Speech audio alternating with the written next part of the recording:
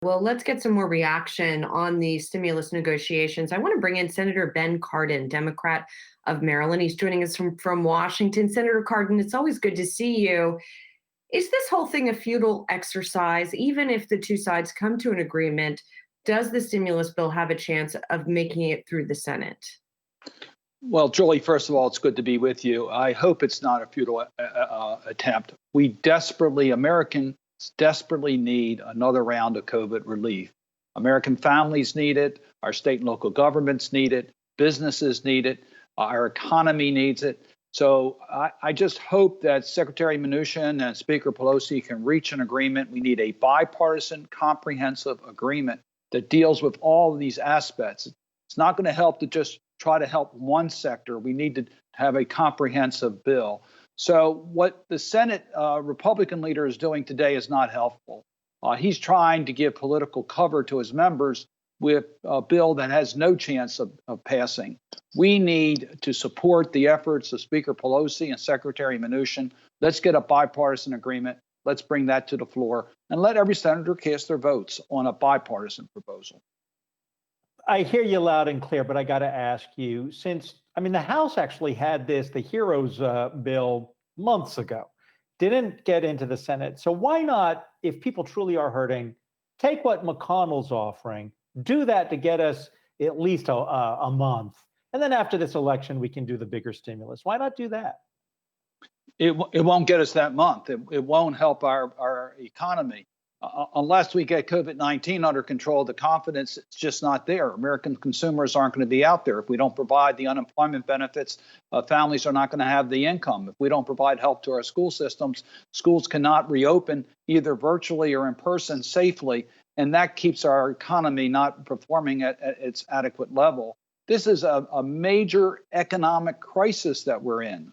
We have a pandemic. We got to respond in kind. We don't want to just check a political box. We want to provide real relief to the American people. And yes, I think we do have the votes. I think if you take a look, we've already seen the Democrats in the House bring in proposals very close to the president's numbers. So we're getting closer. Let's just see if we can't get the final agreements reached, and let's get it done. But Leader McConnell's proposal is not a credible proposal. Hi, Senator Jessica Smith here. I know you say Leader McConnell's proposal is not credible there, that skin relief bill, but what about this standalone Paycheck Protection Program legislation? I know you played a key role in putting that program together. Why not move on that when it is a program that does have bipartisan support? Well, small businesses need more help than just PPP. They need an economy where people have confidence and can go out and patronize businesses. State and local governments need to be able to help for small businesses to succeed. Schools need to be open safely. So it's all really interconnected.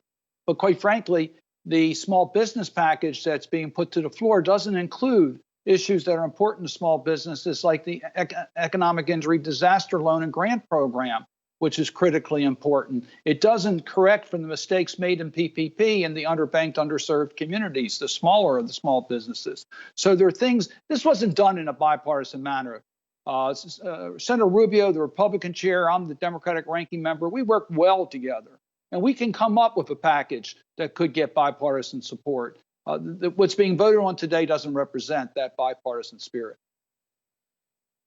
Are you talking to Senator Rubio? I mean, we've been talking to you for months now about renewing PPP, right? So it must be frustrating to you on a personal level that this is not getting done. I mean, what needs to happen? Oh, absolutely. It's frustrating because we do both agree that we need a second round of PPP. It's got to be based upon those companies that really need it. But we also have to deal with the underbanked communities, and that's not included in the proposal by Senator McConnell. We also have to deal with the idle loans and grants.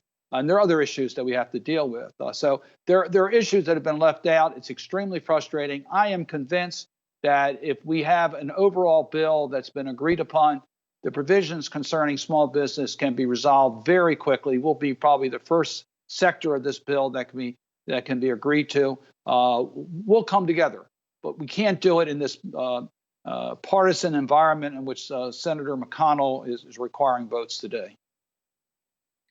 Senator, I got to ask you, I have to say, you've been in Congress for a long time. I remember when I grew up in Maryland, you became you became the congressman and then the senator there.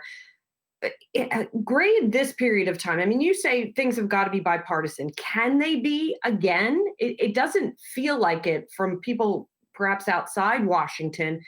And if not, what needs to change? I mean, do we need to get rid of the filibuster entirely? Do we need things like term limits? Are there structural changes that need to be made to kind of bring back a spirit of bipartisanship? I think if Senator McConnell allowed votes on the floor of the Senate, you would see more bipartisan votes. Look, the CARES Act passed 97-0. So yes, we can do bipartisan work. We're in a national emergency. This is a pandemic. I really do believe that an agreement that's being negotiated by Secretary Mnuchin and Speaker Pelosi. Speaker Pelosi has already come down $1 trillion on their proposal. That proposal can receive a majority of votes. I understand there'll be a significant number of Republican senators who'll vote no, but we can get the majorities that we need to pass that legislation. But it's got to be bipartisan. It can't be dictated by one party. Senator, looking specifically at these stimulus negotiations, is this the right approach at this point after 3 months of not being able to come to a deal? The Washington Post has a report out today saying appropriation staffers met to try to work this out, but then talks stalled because they didn't know what Speaker Pelosi and Mnuchin agreed to. So is this the right approach at this point when you have these two people negotiating this gigantic deal? Well, Secretary Mnuchin's in a very tough spot. First, he has a very difficult person he's representing, the President of the United States. He's been on again, off again. That doesn't help the negotiations. And it's clear that this close to an election, that partisan politics will come into play. So it's been very difficult for him to represent the president. But put on top of that, Leader McConnell, Republicans in the Senate, a significant number said they won't vote for any relief, and that Senator McConnell's proposal that he's having us vote on tomorrow is less than 1/3 of the amount of money that's in the president's offer. So the Republicans aren't united. The Democrats are united. We're willing to compromise. We want to get a comprehensive package done. We're willing to make further compromises in order to get an agreement. But it's got to be real. It's got to deal with the size of the problem. And I think Secretary Mnuchin understands that.